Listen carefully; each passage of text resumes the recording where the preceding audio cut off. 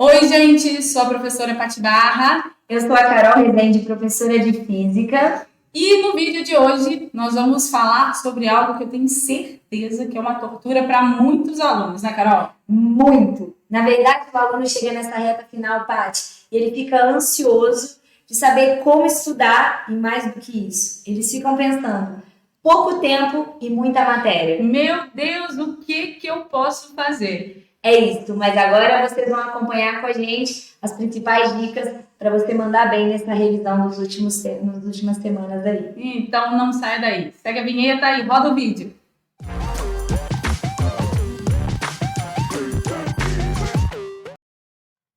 E aí, gente, vamos então falar daquilo que você realmente está esperando. Muita matéria e pouco tempo, né, Carol? Há 2 meses, menos de 2 meses para a prova do Enem. E aí, o que você, aluno, precisa saber dessa reta final? Primeira coisa, você vai ter que conhecer muito bem a prova, mas a gente está aqui para ajudar você. Pois é, chega agora, né, Carol? Faltando menos de 2 meses para a prova, bate aquele desespero no aluno porque ele se vê perdido em meio a um monte de matéria e aquela sensação assim, olha, não vai dar tempo de estudar tudo. Aí o aluno pega o celular, entra nas redes sociais, e aí é muita coisa que se fala e ele fica perdido. É muita informação.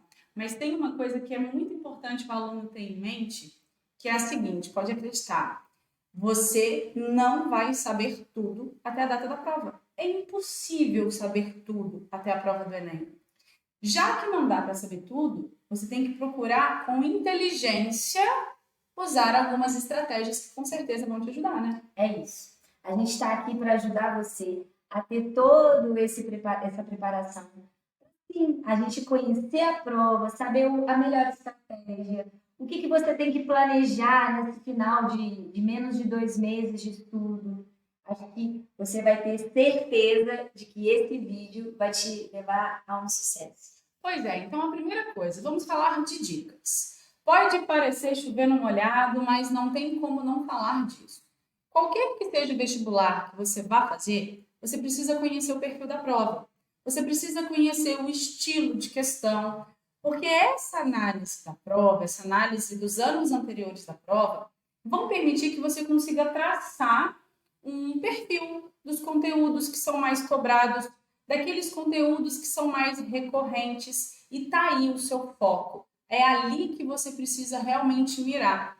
Como a gente já disse que não vai dar para saber tudo, então você precisa focar naqueles conteúdos que são mais cobrados. É isso. O aluno, o que ele faz? Ao longo da sua preparação, ele tem contato com as questões de anos anteriores, mas de uma forma mais isolada. Então, é interessante que ele tenha o contato com a prova completa, para ele saber qual é a distribuição, os níveis de questões. Isso tudo vai ajudar você a, na hora da prova, ter ali a melhor estratégia. E uma coisa que é muito legal em cima do que a Carol está falando é que a sua preparação ela vai passar obrigatoriamente por simular as condições da prova.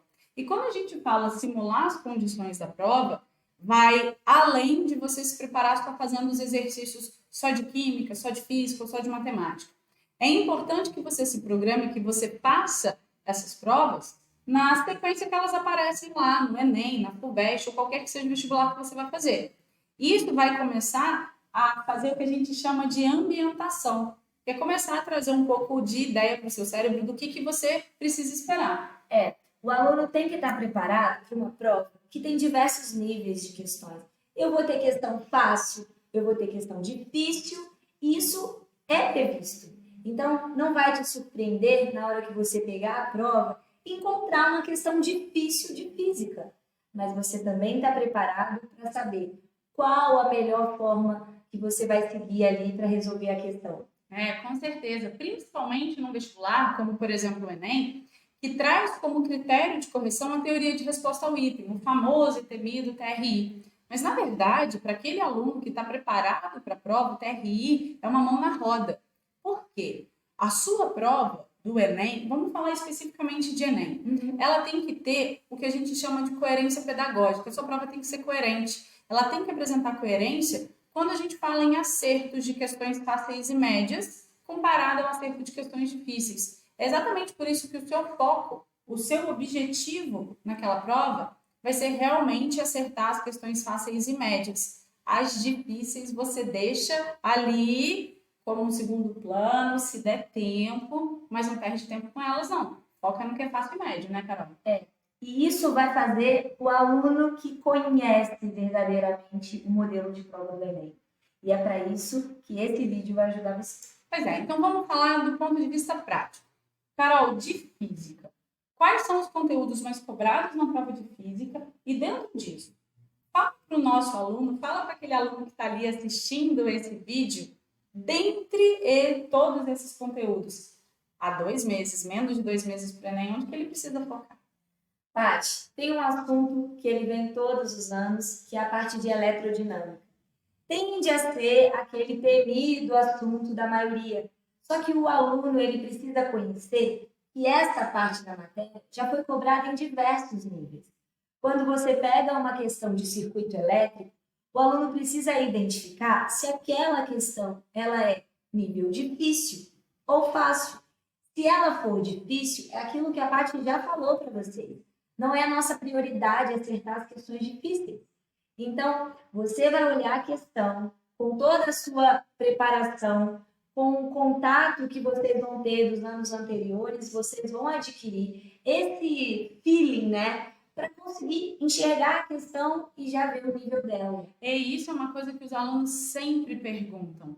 Como é que eu vou olhar para a questão e como é que eu vou saber se ela é fácil, média ou difícil? Isso é a pergunta dos deuses. Em geral, quando você pega um circuito elétrico e aí pela própria figura que ele representa o circuito, você tem muitos dispositivos conectados. Em geral, são questões mais demoradas, seriam questões mais difíceis, Paty. Mas a eletrodinâmica não cai apenas assim. Ela pode cair de uma forma direta. A gente já teve questões como potência elétrica, que é um tema super recorrente, em que você precisaria só saber a relação entre potência, tensão e corrente. Então, fica a dica, revisa essa parte da matéria, potência elétrica, é um tema super fácil e recorrente na prova, tá? E em cima disso que a Carol está falando, agora, quando eu me refiro aos temas de química, aqueles que são mais cobrados, aqueles temas que o aluno sempre fica ali preocupado do tipo, olha, eu vou conseguir estudar isso à véspera da prova, tem um tema que é realmente muito recorrente na prova do Enem e que acaba sendo a tortura de muitos alunos. Adivinhe, tem um nome para isso, estequiometria. Você fala de estequiometria, os alunos já falam assim, meu Deus do céu, o nome é difícil, a matéria é difícil, não tem nada disso. Não posso dizer para vocês que estequiometria não seja um assunto trabalhoso. É. E isso acaba trazendo para vocês uma ideia interessante de como isso vai ser cobrado na prova do Enem. É o que eu falo muito para os meus alunos. Estequiometria vai além da regra de 3. Não adianta o aluno falar assim, eu sei regra de 3, eu sei estequiometria, eu vou bem na prova do Enem. Esquece isso.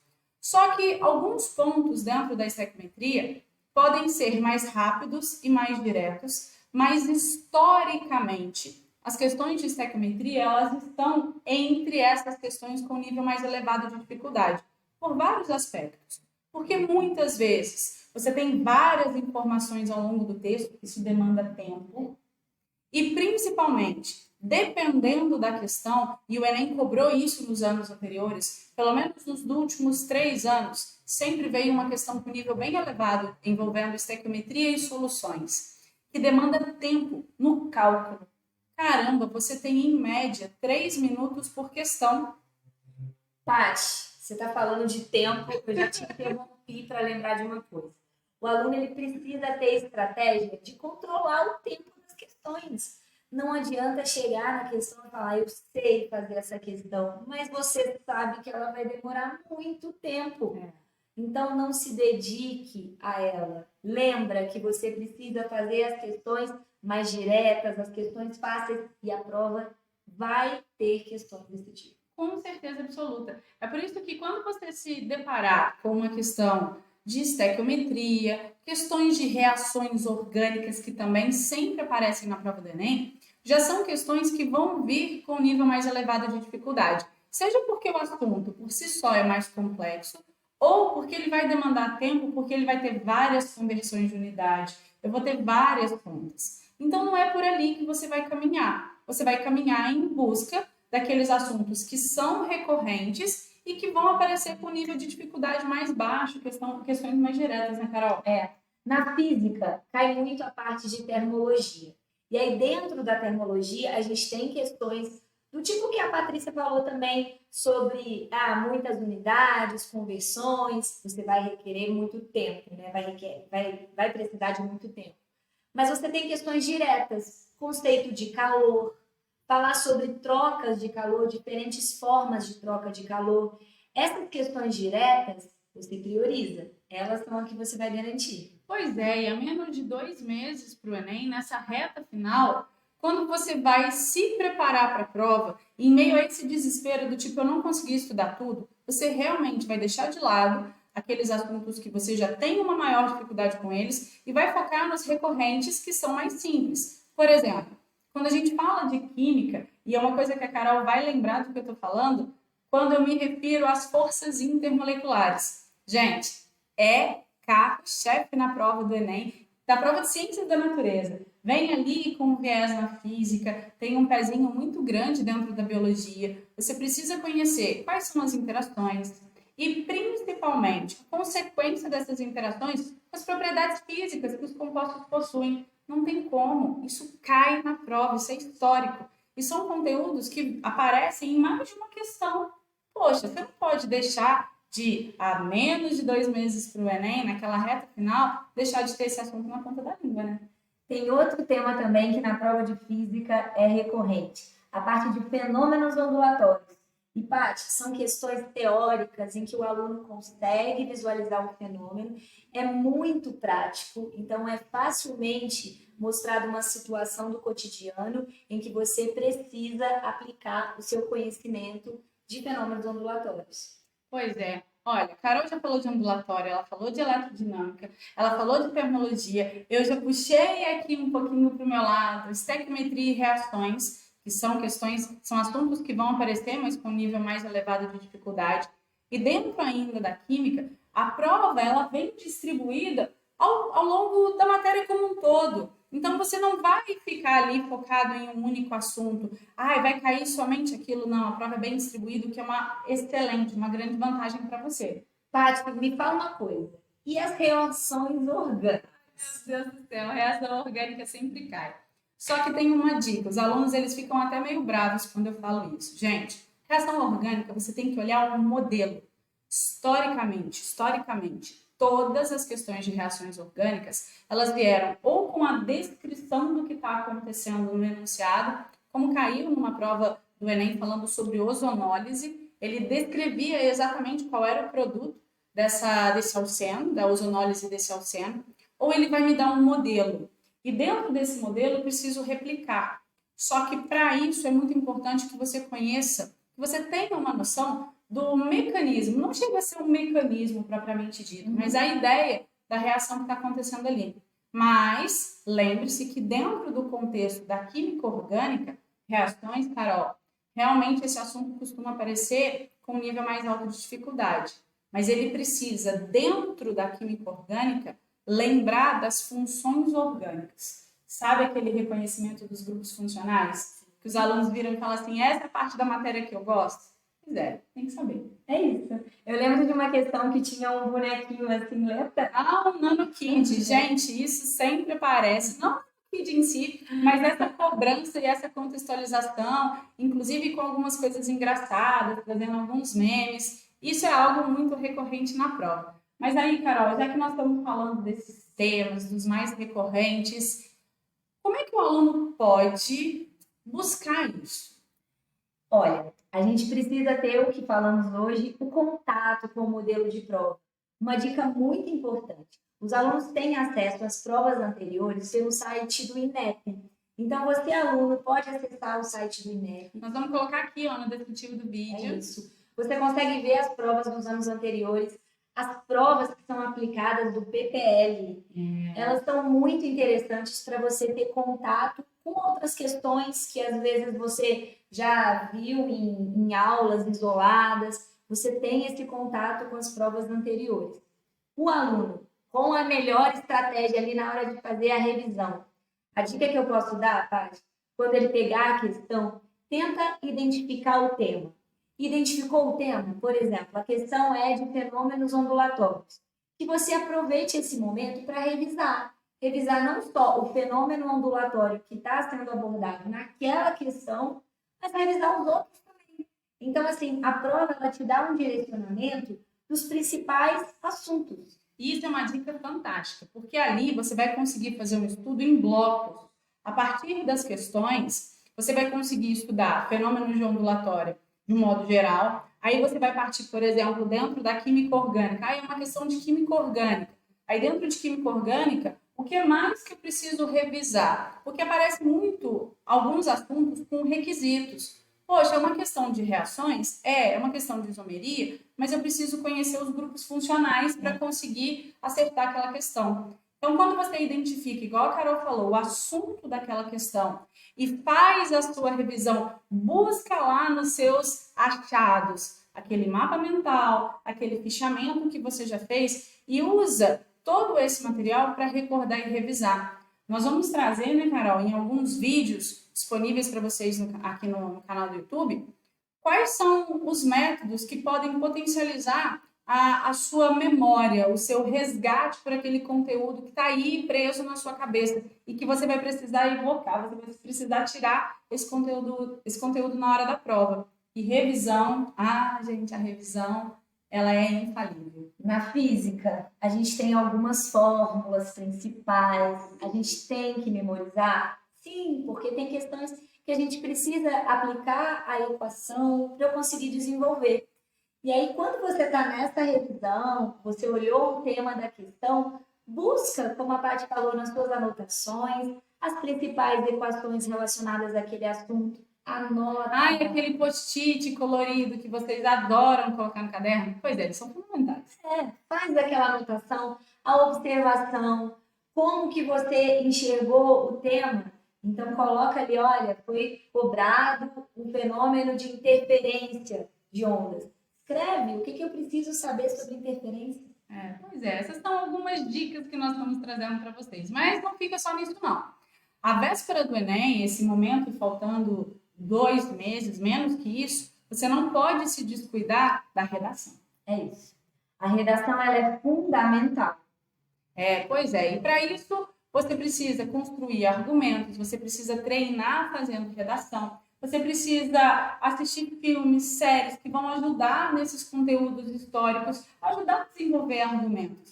Você não pode deixar isso de lado. Desenvolver repertório, né? Repertório, pois é. Você vai precisar disso tudo para a prova do Enem e muito mais. E nessa reta final, o aluno também não pode se descuidar, como a gente falou, de alimentação. Você tem que pensar que a sua rotina ela não pode ficar restrita a apenas estudo de conteúdo. Pois é. Coloque isso tudo na sua vida que você vai melhorar a sua qualidade de vida, você melhora a sua saúde. Por consequência, você melhora o seu nível de concentração e no final junta tudo isso que vai dar certo. E fica ligado aqui no canal, porque a gente vai ter muito mais até a data da prova que vai ajudar vocês. Pois é, não fique de fora e para você que ainda não se inscreveu, não perca mais tempo. Se inscreva no canal Enem Fora da Caixa, acompanhe as nossas redes sociais que estão aqui disponíveis para vocês. Sempre tem conteúdo muito bacana lá, todas as novidades a gente acaba colocando lá no Instagram. E o que mais? A gente não vai deixar vocês despreparados nessa reta final, então confira tudo que a gente vai colocando aqui, vai ser para enriquecer essas últimas semanas aí antes da prova. Com certeza vai dar certo. É isso. Vem com a gente. Vem com a gente.